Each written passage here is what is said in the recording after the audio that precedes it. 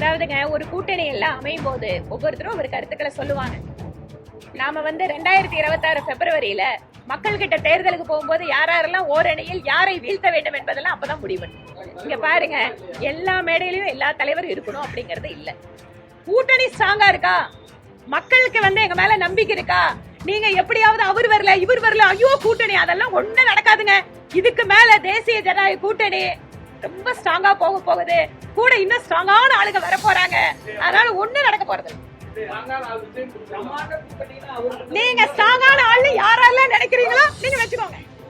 ஒரு ஜனநாயக அமைப்புல ஒரு கட்சி தொடங்குறதுக்கோ கட்சியோட செயல்பாடுகளை நடத்துறதுக்கு எல்லாத்துக்கும் உரிமை இருக்கு.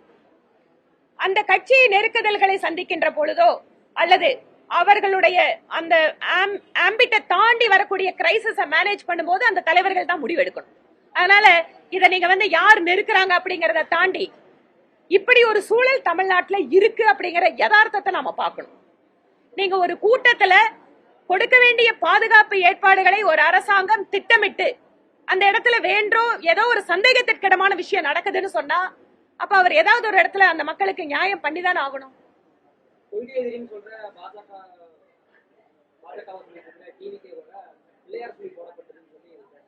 யாரு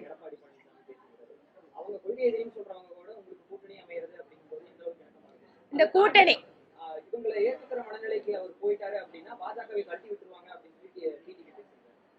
அதாவதுங்க ஒரு கூட்டணி எல்லாம் அமையும் போது ஒவ்வொருத்தரும் ஒரு கருத்துக்களை சொல்லுவாங்க.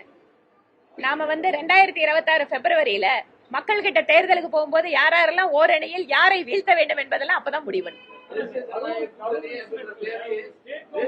யாருக்கு பதில் சொல்ற, நீங்களே சொல்லுங்க.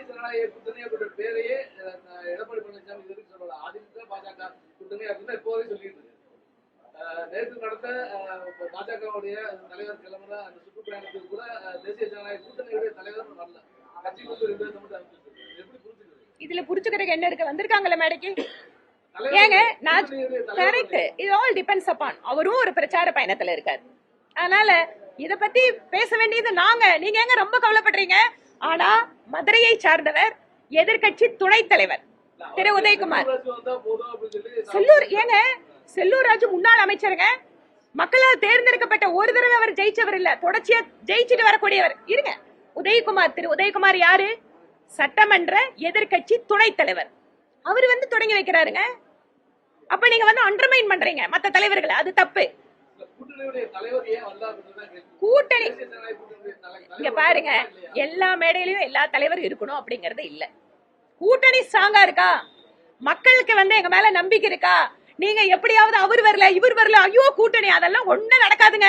இதுக்கு மேல தேசிய ஜனநாயக கூட்டணி ரொம்ப ஸ்ட்ராங்கா போகுது, கூட இன்னும் ஸ்ட்ராங்கான ஆளுங்க வர போறாங்க. அதனால ஒண்ணு நடக்க போறது இல்ல.